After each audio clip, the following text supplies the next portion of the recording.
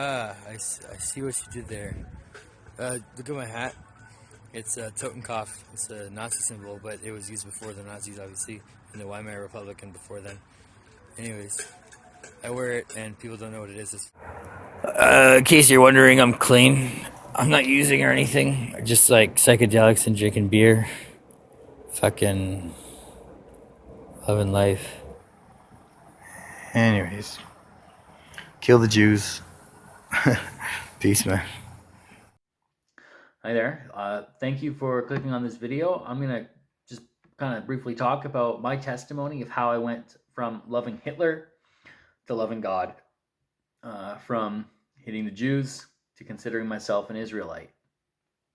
I was raised for first part of my life, I think until like 8 or 9 years old, a Christian. And then my dad had a bad experience at the church, and we just stopped going. Eventually, we stopped praying at the dinner table, eating at the dinner table, and from there, I kind of unlocked this I can do what I want attitude. My parents can't stop me. I have ultimate freedom here. Once I realized that, I would sneak out at night or listen to music that they probably didn't want me to listen to. But it got to the point where, Disturbed isn't so bad anymore anyways. So, we put on Guitar Hero, and those songs that I once were told were bad for me, as a family, we would just sing along, and everything would be all kumbaya. So from that point on, I started to smoke weed from 14 years old. I didn't like it. It was horrible. Actually, it was the most terrifying experience of my life, smoking weed. You may laugh at that, but there's something in my brain chemistry that works differently, because I've had pure sativa and indica, homegrown, and I know it's not laced with anything else, but you know what? It's just a terrifying experience. It sends me into an instant psychosis, and I don't like it. Ironically, I can handle psychedelics fairly well, though, and from around 16 years old onwards, I started to dabble in psychedelic use with magic mushrooms. And, that was a fun, fantastic, magical time until I was about 18 years old, when I learned about a few different things, which is drinking, because I never drank before then, and politics. And then from there, we can talk about some other stuff in a bit.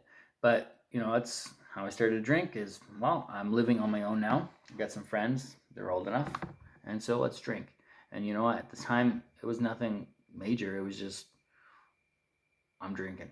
But I always knew that there was something special in my heart that wanted this. It was like a spirit, you could say. It just craved it.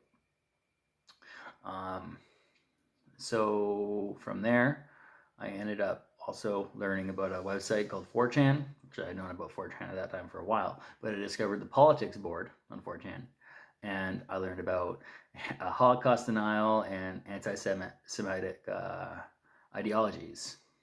And, I was really thrust into that. I tried to hold a pretty intelligent mindset towards certain things.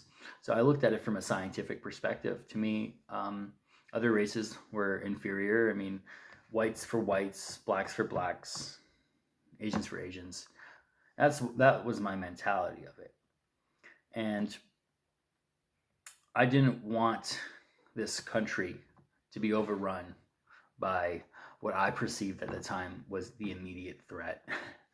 And that was, white genocide, stuff like that. And then I also saw the issues of the news media and how they're controlled by the Jewish elite, so to speak. There are a large majority of Jewish people that run certain industries, like the pornography industry, those really bad movies that people shouldn't watch, that are promote on unproductive lifestyles, the propaganda on the news. And that's the thing, is I saw that and I said, enemy. They're trying to destroy the white race, and not just that, but I thought, they wanted people to divide. And so I kind of gave into that division, but in my own way, where I thought that I was justified. But of course, I had my alcohol problem that was developing, and eventually my meth addiction too.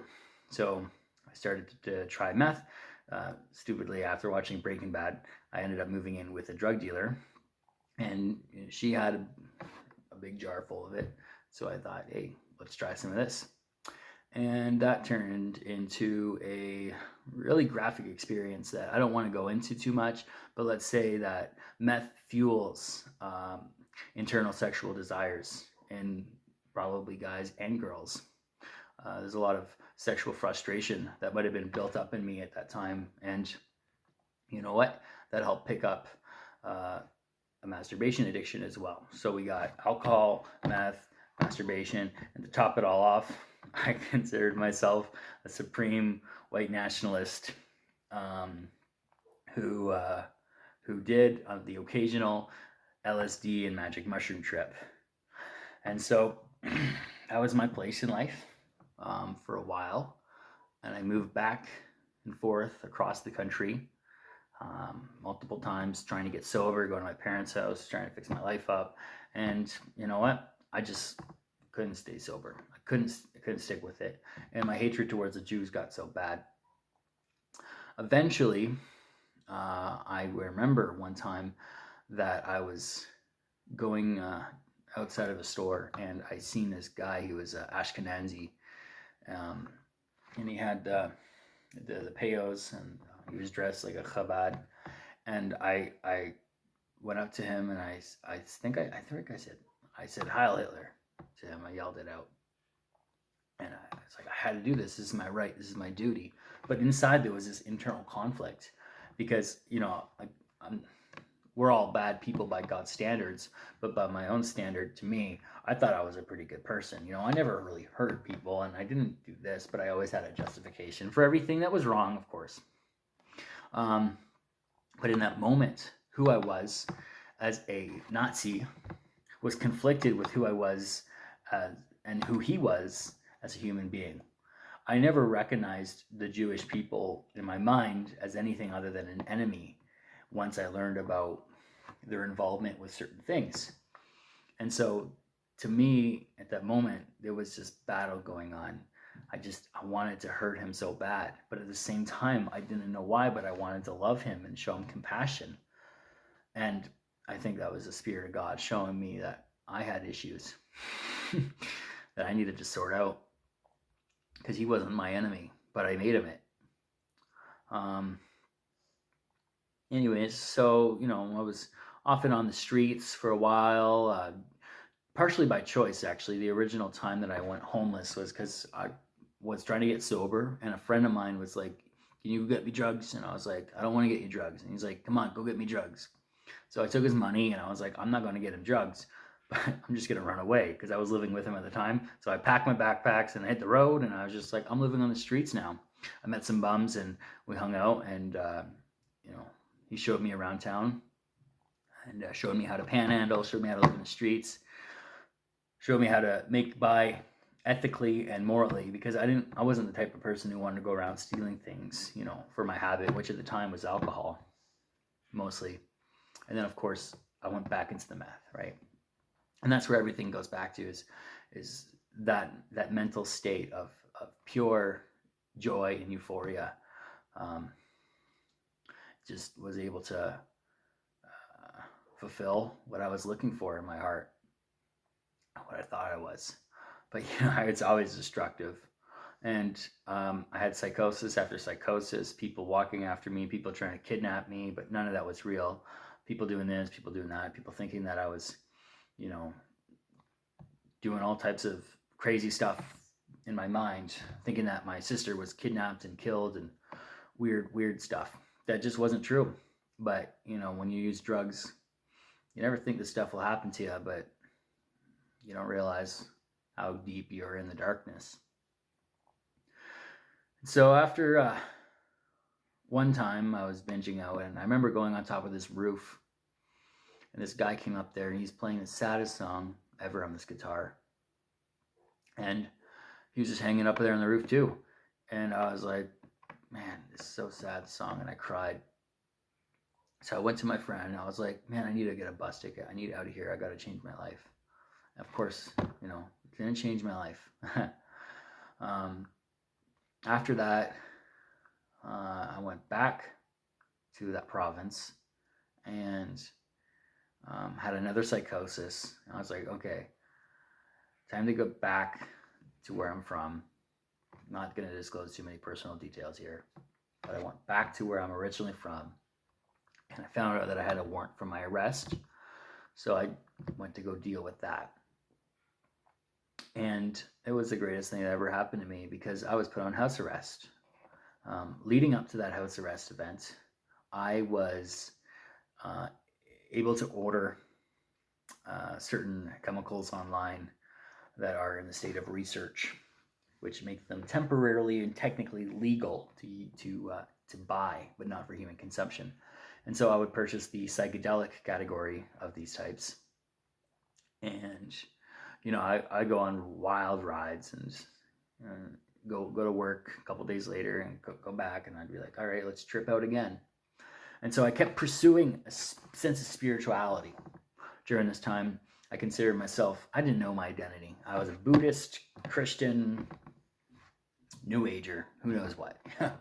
Believed in reincarnation, and I thought this, and I thought that, and all this other stuff. And man, and then I, communicated with the entities through the psychedelic visions that I would induce via intravenous injection, very highly powerful psychedelics similar to DMT. And one time, I had this experience where I was in this tourist room surrounded by this dome. And I remember looking in the center, and these religious symbols started to rotate. And it was like these hands. It was a skull at first, and then it turned into like a peace symbol, and then it turned into some other symbol. I don't remember what. And eventually it just turned into like this hand, that really iconic image of, I'll probably put it up, turned into a hand like that. And I saw that, and I was like, whoa, I knew what that meant. It was a message, and I knew what my sin was. I understood in that moment that I was tarnished, and I was a wicked, evil person. I didn't think I was an evil person. I thought that I was a great person. I thought that I help people out. I do good. I don't lie all the time. What the Jews, like, why can't I hate them? They're our enemy. And it was this hand, and it brought me to my knees, and I seen the cross in this super crazy psychedelic vision. And I just knew, I was like, that's important. And I was like, I wasn't really a Christian. I didn't read the Bible this time, but Jesus is like somebody you throw in the back pocket. Like, yeah, we all believe in Jesus, right? Like, come on. But then I seen that cross, and I was like, this is so powerful. And I felt the weight of my sin, and I had this light come over me. And I know a lot of people will think, oh, you're on psychedelic drugs or whatever. But there's a lot of testimonies of people having similar experiences when they're not on drugs. And I believe that God used this experience to show me something. The path that I was going down, I was chasing this high continuously. And so I was like, I'm so sorry, God. Please forgive me, blah, blah, blah, blah, blah. And I got up the next day, and you know what? My life didn't change. I swore to God that I would throw away my e-cig, and I would stop drinking and stop doing drugs. And the next day, I just couldn't do it. I was a slave to the things that I knew I hated. In that moment, I knew I didn't like this stuff anymore. That's the tipping point when I was like, this is no longer just about me having to stop, but there's a reason why I shouldn't be doing this stuff. And so a couple weeks later, I got sentenced, house arrest, for 6 months. So I was like, you know what? I got nothing else to do except going to work. I might as well read the Bible. I think I believe in it. I already read other religious texts. I mean, I studied the Eightfold Path of Buddhism. I've studied the threefold Nirvana path of Hinduism. I kind of looked into this and that, and Taoism. Alan Watts, so great. And so all that other stuff, right?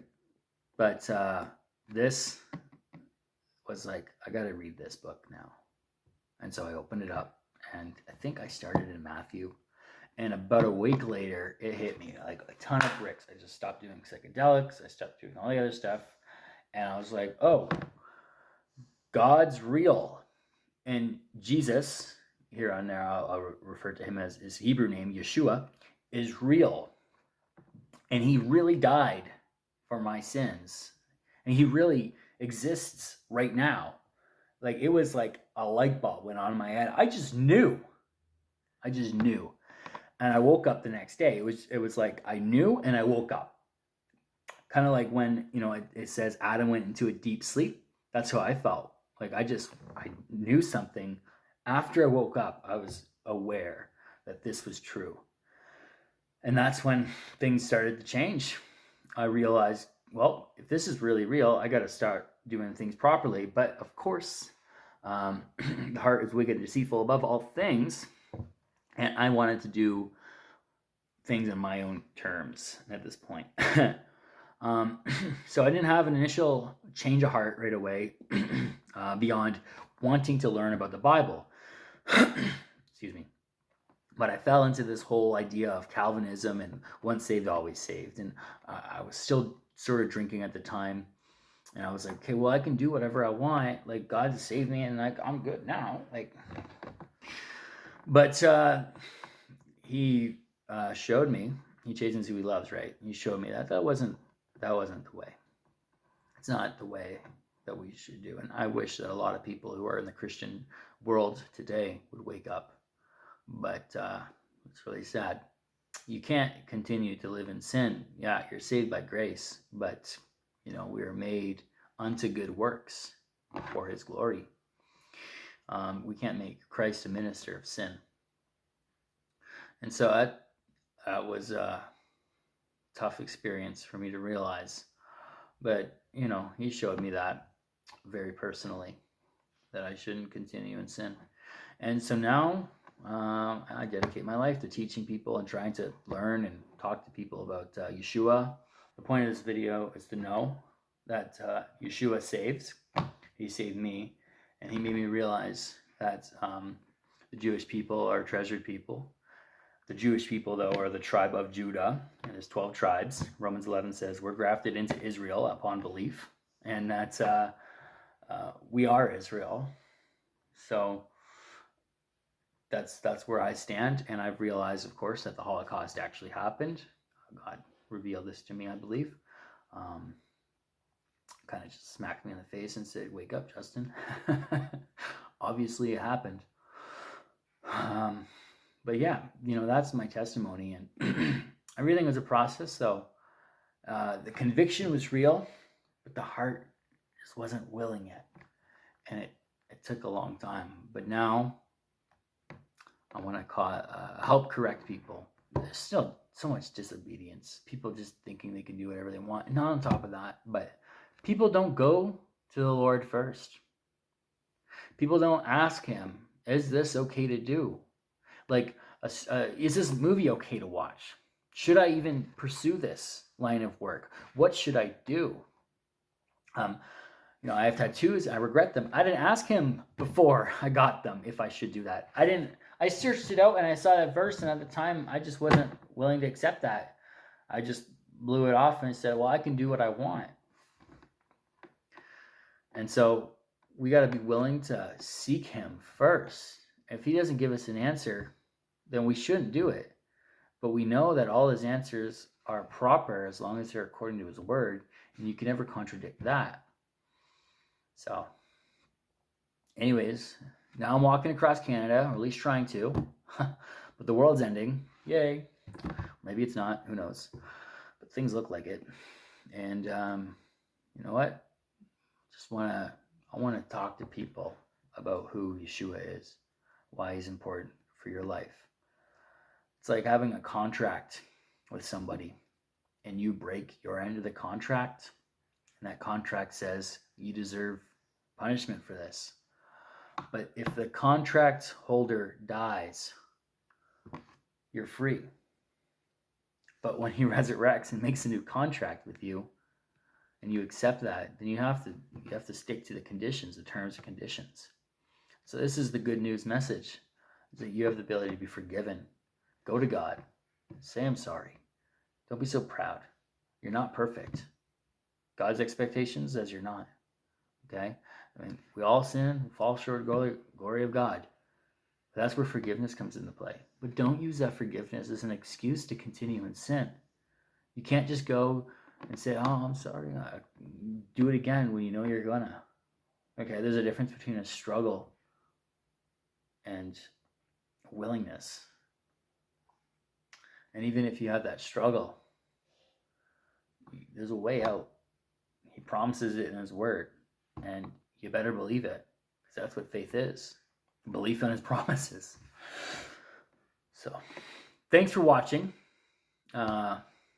Shalom Aleichem, everybody, and may you all have a blessed day. Thank you. And please, just a final note. I ask that you just repent. It means turn from your sin and come back to God. Seek him to know his will for your life. And receive Yeshua as your Lord and Savior. Consider him your authority. He's either your authority or it's sin. Who's your master? Yeah, it's kind of boring, but whatever. Things will work out, I guess.